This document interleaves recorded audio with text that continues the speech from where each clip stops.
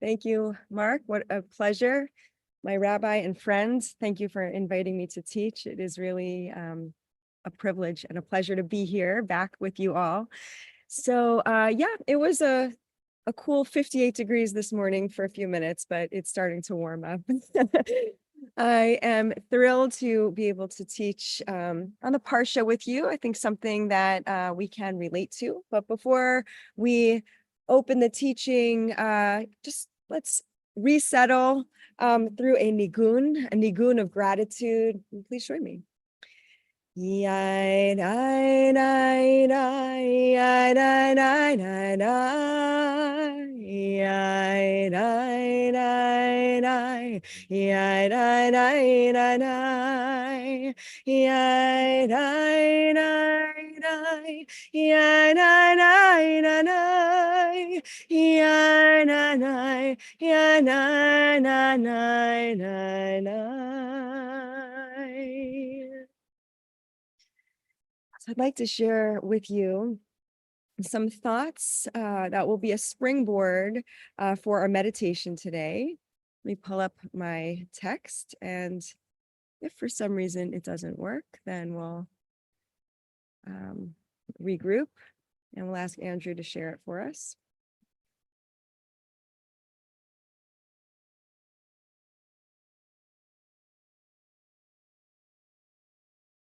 Okay. Can you all see that? Great. So we call this this meditation sit, Parshat Vayishlach, striving for shalem, for wholeness and for the holy, for the whole and the holy. So where do we see this?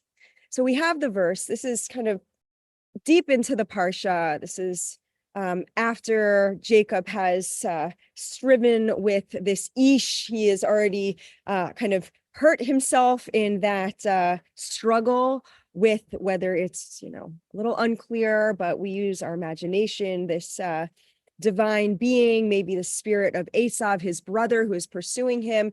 Jacob wakes in the morning light, or not wakes, but emerges in the morning light, kind of injured, but a little injured and a little whole at the same time. He moves from there. He meets his brother in person. Everything goes pretty much well. And then he moves from there. And here we are. Jacob arrives shalem, the Torah says, shalem, which we are interpreting as safe and whole in the city of Shechem, which is in the land of Canaan, having come thus from Padan Aram, and he encamped before the city. And we're going to rework those last verses, the last part of this verse, Vayichan et pnei ha'ir. We're going to look at that and kind of retranslate that later on. But here he is, shalem. He's back home after everything that's happened to him. And that feeling of shalem, okay, or that acknowledgement and the gratitude for shalem is what I would like to invite us to dig into in our time together. So what is shalem? Rashi says it means that he arrived safely, whole, perfect, and unimpaired in body and his health. Why? Because he was injured in that wrestling match and that struggle with the Ish, or the angel, but now he's better. Thank God he's recovered. So whole in body, or possibly whole as regards to his possessions, because in that interaction with Esav, he kind of gave a lot, and now he's and also with Lavan, as much as he had given, he still had so much wealth. He had still so much to be thankful for. And so he was whole in regard to his possessions.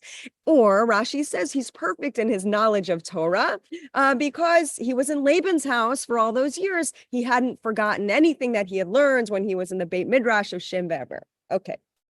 Fine. And we'll see that Rashi is actually quoting from the Talmud, and we'll look at that in a few moments. So whole and holy and whole, I'd like to bring us into the words and into the world of Rav Kook, Rabbi Abraham Isaac HaKohen Kook. He was the first Ashkenazi chief rabbi in the British Mandate of Palestine, and he's considered the father of religious Zionism. And so he writes on this passage: after a prolonged, arduous journey, Jacob finally returns home to the land land of Canaan. Having escaped the house of Laban, survived the encounter with his adversarial brother Esav, he can finally settle into a new chapter of his life. And the Torah uses that word shalem to encapsulate this new chapter of his life. So Rashi, as we noted, shalem is this intact or unbroken. And despite this stream of never-ending problems that Jacob suffers and encounters throughout his life, one thing after the other, right? But every aspect of Jacob's existence in this world remains intact. Not only that, he becomes stronger. So Rav Kook expanded upon Rashi's idea of wholeness, of body and finances, of spirits. We get to my next page. It's 3 pages in total, but some of it's the meditation. So he brings that these 3 threads of life coming together. Let me see if I could just look at this page. Okay. So he's bringing in the intellectual and the financial and the spiritual, that they're all like that Havdalah candle, right? All interwoven into one beautiful light. So Jacob reaches this stage in his life, which he seamlessly is able to integrate all the aspects of his life into what? Into divine service. He is a shalem man. He is made whole, able to synthesize the physical and the spiritual, everything all together. It's not like, when he's doing his business, he's in business and he's not in service to God. No, when he's doing his business, he is in service to God, just as much as when he is praying or studying Torah, he is in service to God. And that is that message to us, that Yaakov embodies that notion that to live religiously and spiritually is to let that spiritual aspect into every area of our lives, that there's nothing neutral. Every aspect can be directed to God. And from this perspective, even the seemingly mundane, eating, sleeping, conducting business. And we've seen this before in many, many Hasidic sources, that none of those things are less part of service of your avoda to God, that it all comes together. So for Yaakov, you could say it all came together. It all came together in shleimut. So what do you do when you have that feeling of shleimut? Where do you go from there? Do you just kind of enjoy it and kind of relax, sit back, feeling whole, all by yourself? No. You take that shleimut and you bring it out into the world. So we look into the Talmud now, into Tractate Shabbat 33b, to get a kind of sense of who did this and how might we be able to do this too. So there's this passage there that describes Rabbi Shimon Bar Yochai, and when he goes into the cave and he's eating carobs and he's with his sons, like right, that whole story there. And so he comes out of that whole experience, a very deep and meaningful and challenging learning experience. And Rabbi Shimon said, since a miracle transpired for me, he says, right, because he was able to get through this very challenging time in his life, a lot of learning lessons. And then he says, since this miracle transpired for me, I will go and repair something for the sake of others in gratitude for God's kindness. I will go, repeating this, I will go and repair something for the sake of others in gratitude for God's kindness. Why? He learns this from Jacob, because Jacob came whole to the city of Shechem, right? And what did he do when he came whole there? The verse continues that he came to the land of Canaan when he came from Padan Aram. And what did he do? He rereads and he encamped there by the gates. Instead of reading it that way, he reads it Vayichan from the word chen, which means grace. So he graced the countenance of the city. And not that just he encamped there. Okay, fine. That would be fine. If he came home and built a house, fine. But not that. He graced the town when he came back home. Rav said, what does that mean? That he came whole in his body, right, in his spirit, and his money, his Torah, and all that. He graced the countenance of the city with his own sense of wholeness. And Vayichan is that he performed gracious acts. Rav said that Yaakov established a currency for them. And Shmuel said over here that he established a marketplace for them. And Rabbi Yochanan said he established bathhouses for them. Well, what do these all come to mean? That he did something. He built something that was beneficial to everyone. From that place of his inner wholeness, that inner wholeness was a springboard to bring from that place of gratitude for his own sense of wholeness, that he did something that others can benefit from communally and collectively.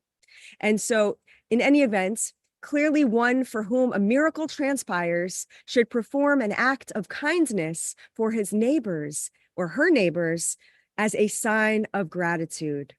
If something good happens to us, if we're feeling like, oh, miracle, Baruch Hashem, thank God, what do we do with that?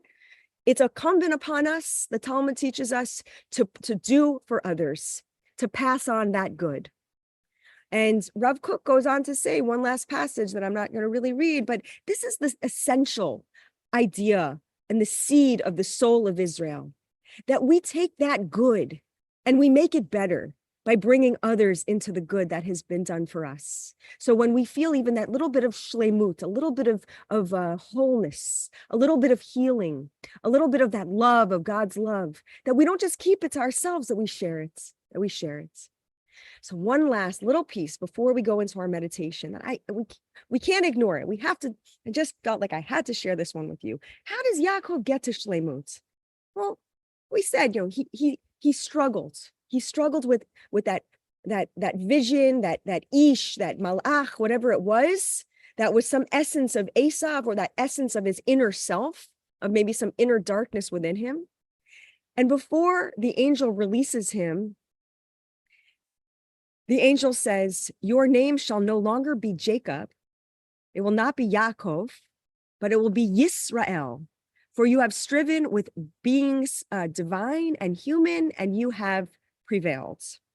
And the Kli Yakar, another beautiful Hasidic text, says that this angel was able to help Yaakov uproot from him that part of Yaakovness that was in him, that part of him that was kind of bereft of humanity. And if your name is Yaakov or Jacob, don't worry, this doesn't apply to you. This only applies to Jacob and that aspect of himself, right, that he was dealing with. And so Jacob is given that new name Yisrael in the sense of those three root words, Yud, Shin, Resh, which means Yeshar, to be on that straight and narrow path, to go forward in life with a sense of wholeness. How beautiful, right? So let's bring this yasharness and this holiness and this wholeness into our meditation. Invite you to find your feet connected to the ground. Let's really get earthy here and take these next nice full 10 minutes to be in meditation together. So my invitation for you is to close your eyes or find a soft, gentle gaze as we meditate on this idea of holiness and wholeness in our own fullness of being. And close your eyes, soften the muscles in your face, coming back to that openness that we began with today. Deep inhale through the nose. Exhale through the mouth. Another nice deep inhale, cleansing breath. Exhale. As you exhale, allowing the shoulders relax away from the ears. Finding the spine in its fullness. Chest and heart space open. And asking yourself in this next cycle of breath, what brings you here? What brings you to this practice today? What does your soul long for right now?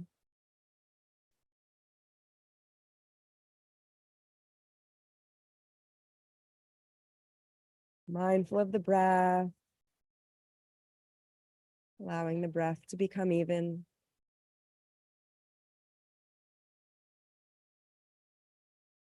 What would it take for you to feel a little more whole right now.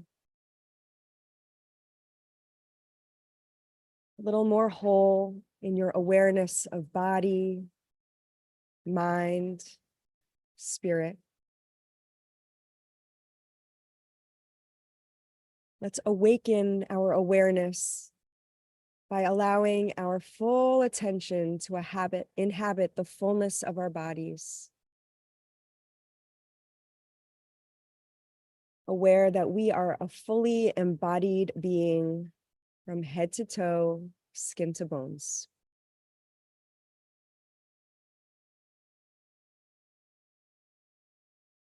Notice where you could allow yourself to be a little more at ease, to release a little more tension.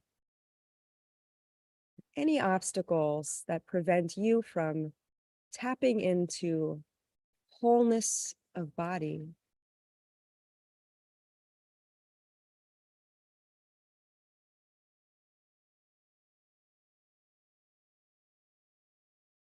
Even amidst our aches and pains, our wholeness of body.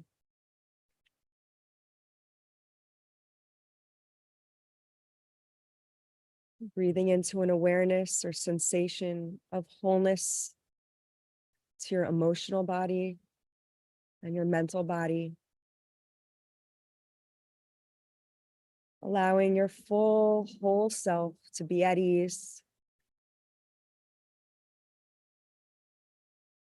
Settling thoughts.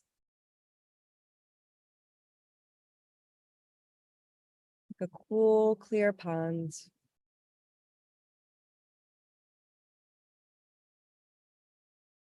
For these next few minutes together,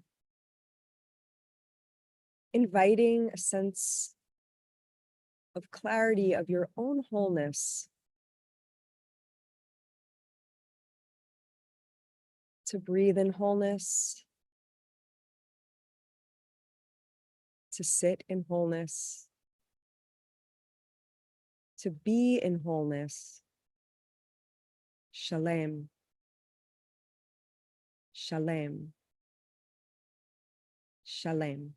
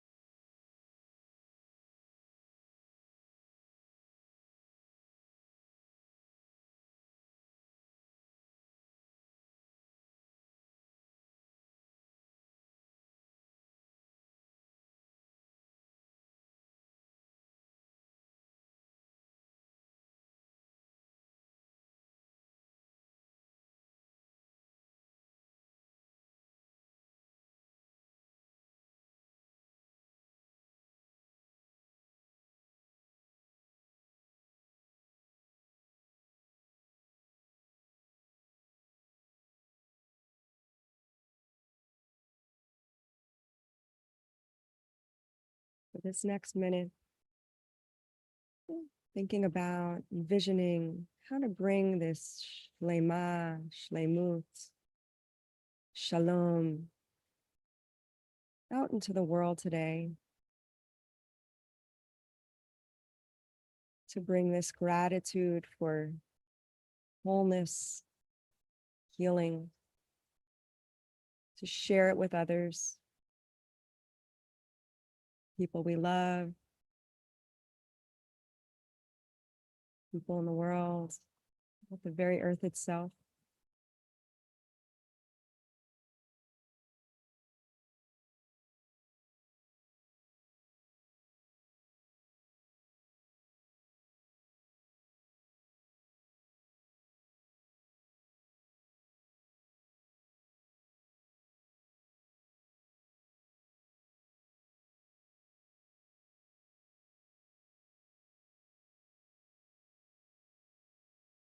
If you'd like to bring hand over heart,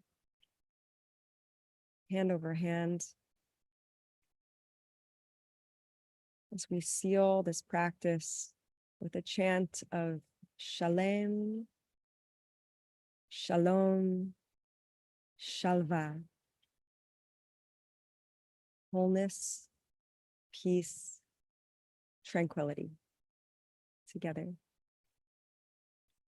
Shalem.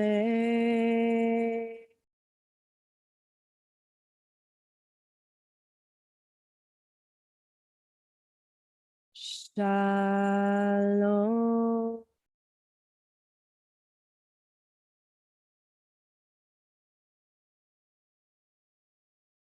Shalva.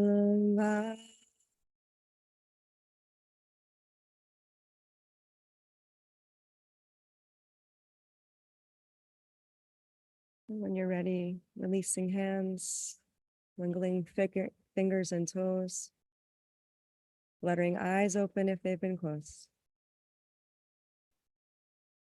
This concludes our meditation. Thank you so much, Danielle. It's beautiful meditation on Shlemut. And we seal it as we do each day, offering an opportunity for those in mourning, observing a yard site, or if it's your custom to join in the Kaddish, to do so. And if you're not reciting Kaddish, to please stay present for those who are, to offer your compassionate support. You can put the name or names of those you're honoring in the chat now or after we recite Kaddish. And thanks to Andrew Schumann for sharing the words of the Mourner's Kaddish on the screen. And if you're reciting it, please join me by rising in body or in spirit. And you can unmute at this time. Yitgadal, Kadash, Meraba, Ma Dikra, Hiroteh, Yamim, Yamim, Malchuteh, Hayechon, Israel, La Vishman Karivimru, Amen. Shema Rabba, Leolam Olam Omaya. Shabbat V'Ta'ar V'Tramam V'Teh, Alev Alav, Meir Kodsha, Amen Elav Kol Birchata, Shirata, Tushbechata V'Nechamata, Yavan B'Alma, Nu Amen. Lama Rabba Min Shmaya, Aleinu Al Yimru Amen. Shalom Bimrama, Na'aseh Shalom, Aleinu V'Kol Yisrael, Ol Yoshvei Vel Yimru Amen. Amen. And friends, thank you so much, as always, for joining us today. Thanks so much to our teacher for today, Rabbi Danielle Upbin, for leading us so beautifully. Thanks, Danielle, and looking forward to some conversation after a moment to continue to unpack that teaching and its meaning for us in our life going out into the world. If you're leaving us now, we'll hope you'll join us tomorrow to sit into Shabbat together. And we'll look forward to that. I'll be leading our session tomorrow. Unfortunately, Rabbi Robin Damsky, who's scheduled to teach, is recovering from COVID, doing okay, but unable to lead us tomorrow. So I will step in and look forward to that, seeing you tomorrow. As always, you're welcome to stay on, to just continue to sit, or if you'd like to share reflections on your experience with the teaching today, feel free to do so in the chat. And just taking a quick look at the chat here. Okay, I want to thank also our sponsors for today. It's going to come up, Judith and Ike Koziol, for sponsoring today in honor of Rabbi Mimi Wiesel. Thank you so much, Ike and Judith. Very generous of you, and thanks for supporting our collective practice today. Okay, if you have a question for Rabbi Danielle, please put it in the chat. If it's a question, preface it by writing question, and otherwise,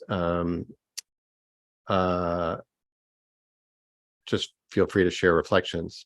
Okay, so just a very practical one to start with, Danielle. The three words at the end of that you sealed with the chant Shalem, Shalom, and Shalva. Can you mind unpacking those for Stephen and anyone else who's wondering about that? Okay, yeah. So Shalem is the word of our text of Jacob returns home whole. And in a meditation, it wasn't something I was planning to do necessarily. Otherwise, maybe I actually was going to end in a different way, with a blessing for us to take with us, an English blessing. But those words kind of popped into my mind. So shalem is from the teaching shalom, which is it's a cognate. It's the same root word. It's the same word, really. Shalom is shalom. When we say peace, hello, goodbye, that's shalom. Really, it differs from the word peace, and that it's shalom is the root of wholeness. So when we bless someone with peace, we're always blessing them with wholeness, which is so beautiful. And shalva is, for me, what I was feeling, just like kind of a wash of tranquility. And when we allow ourselves to sit for a few minutes, cultivating gratitude for any even just fleeting sense of wholeness, what gratitude we have for that tranquility. And so that was kind of a three-pronged prayer of sealing that I wanted to share with you. Yeah, it was beautiful. And I think I see some folks trying to take it with them as their mantra. So it's really always important, I think, to lift up, like you did, that the shoresh, that the root of that Hebrew has that connotation of wholeness that peace in English doesn't really capture. So thanks for lifting that up. So here's my question. It's really beautiful to see this in this character, this kind of archetypal character of Jacob arriving whole, because he's been so divided and so, such a complicated person that in some ways, whether we like it or not, we can relate to it, just at least relate to, in the sense of, especially these days, of feeling fractured, feeling broken. And what's interesting for me, as I was sitting, was kind of bouncing back and forth between the idea of feeling whole and at the same time feeling distracted by this or by that, or just not entirely 100% there. And I was finding some comfort in some paradoxical way of feeling whole in brokenness. Yeah. And I thought maybe for Jacob, because he continues to be a complicated character. It's not like he is like our exemplar going forward, right? It's beginning next week with dealing with his kids. So he's a complicated character, continues to be a complicated character. So what do you make of that, about that kind of paradox of, being imperfect, right? Of being human, of being fallible, of being distractible, of being torn in a million different directions, about feeling conflicting thoughts and feelings. How do we hold a sense of shlemut, of being shalem with that, would you say? Yeah, I actually had in the meditation, which I wanted to prompt, but I was worried that I was saying too much and wanted to make sure people had enough time in kind of their own quiet, was as distracting thoughts arise, invite them into the totality of your wholeness. Allow them to dissolve in your sphere of wholeness. So, like to welcome the distraction, like if you hold space for wholeness, I'd like to feel this right now. If distracting thoughts arise, allowing them to kind of get pulled into that and rest in the wholeness. So in a meditation, I would have liked to work with that. In Jacob's life and for our own, what I see in him in that moment when he's shalem and he builds the houses and he provides for the city, it's like strike when it's hot. Like when you're feeling it, act on it and make it happen. We all know it's that ruts of a shove, that back and forth experience we have in life, that sometimes we're in full faith and we just know it's gonna be okay, it's gonna work out, and then a minute later we're back to our questions, our doubt, our frustration, and the obstacles that arise. And that is a life of faith. We're built for that, and we're allowed to have that. But when we feel fully, and sometimes, and I hope we all do, right, those moments of ecstasy, of joy, of calm, of serenity, of all that good stuff, to take those moments forward with us, to create a legacy out of them. So when we're feeling like, I've received, and I think that's what Jacob is doing in that moment. He has such gratitude for having received, to have been able to meet his brother and to walk away from that one encounter that he feared for his entire life of running from him, thinking this is he will never survive this. And yet he survives and he comes home whole. So what does he do? He thanks God by giving back, by emanating that countenance of gratitude and wholeness. So yeah, maybe it doesn't last forever, but when we have it, hold on to it and do something with it right away. Yeah. He was in the zone. He was in the zone. He was in the zone. He was feeling it. And so it is interesting that the name that's used for him there is Yaakov instead of Yisrael, though, right? That it's whatever we can make of that. Okay, so there's another question. That beautiful drash about Vayichan that he encamped, that you unpacked, that you can play with that hermeneutically to read it as he kind of manifested chen. And so there's a question from Lori. Could you speak a bit more to the concept of chen, grace, which is interesting? A lot of people don't necessarily think about that as a Jewish concept, this concept of grace. So maybe you can unpack that a little bit. Like how do you understand chen or grace and manifesting that? Yeah, I love the word chen and grace, and it is a hermeneutics, as Rabbi just said, that is they're reworking that word. The plain meaning of the text in the Torah is that he built an encampment, which makes sense. So to rework it in that way, the rabbis are trying to invite us to do something with our gratitude for the good that was given to us. So they have a beautiful way of reworking that word. We'll have to to inspect if the root word is actually the same, but chen is unmitigated and sometimes even undeserved love. I don't want to say love, gift, an undeserved or unmitigated gift. That's what chen is. And we give that when we ask for God, chen v'chesed v'rachamim, we're asking God to bestow upon us this thing of chen that is, we may not even deserve it. And that's what chen is specifically. It's graciously, freely given to us. So when we are in chen when there's like a Jewish term, like from Yiddish, you have chen, someone has chen. It's like they're pleasant to be around. You don't have to try hard when you're with them. And it's infectious. When someone is chen, you want to be in their presence. So to be chen and to live with chen is to be generous of spirit. Right? There's an aspect of that, no withholding. That it's just there are no conditions. It's unconditioned. Yeah. I'm thinking that actually, often in Jewish meditation, we use the word chesed in regard to trying to cultivate that attitude towards everything that's going on, but actually chen might be even better than that in that sense. It's also worth throwing out, right, that when later on in the Torah, when the whole people arrive at Mount Sinai, the same phrase is used there too, that about encamping at the mountain. Yeah. So Right.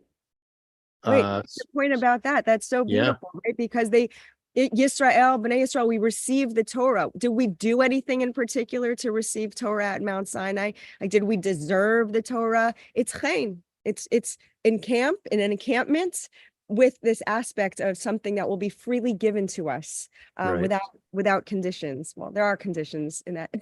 There's something we do need to do with regard to Torah. But the condition is we take it. We take it into our lives.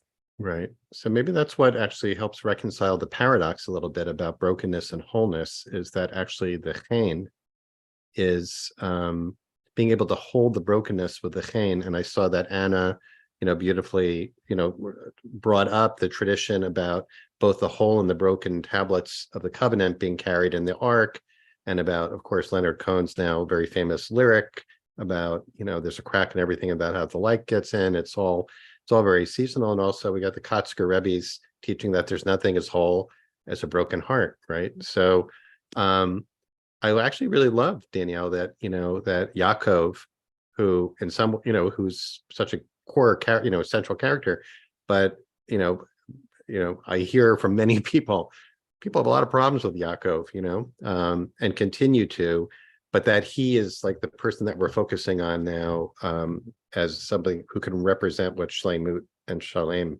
is for us. I love that. Yeah. Can I a quick comment on that? We are Bnei Yisrael. We are the children of Jacob. We are not the children of Abraham. We're all the children of Abraham, right? All the monotheistic religions. We're all Bnei Abraham in that sense. Bnei Yitzchak, we're not Bnei Isaac.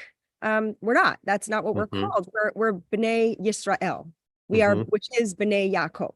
It's that specific patriarch. Of course, he has the energy of his predecessors, of the patriarchs that preceded him. But as we are the inheritors, mostly, of Yaakov, who is also Yisrael. And instead of always looking at Yisrael as the one who struggles and strove with divine beings and humans and prevailed, because that's usually how that's interpreted. What I like about that, was it the Kutzker teaching, was this idea that we're Yashar. That's part of us also. That's part of our name. It's part of our intention. And, what does it mean to be Yashar for you? To be Yashar in the world, like even if you're taking a circuitous path, there's something about the heart nature that is Yashar. Maybe it's Yashar direct, maybe it's that direct connection to God, the direct connection to how we want to be in the world.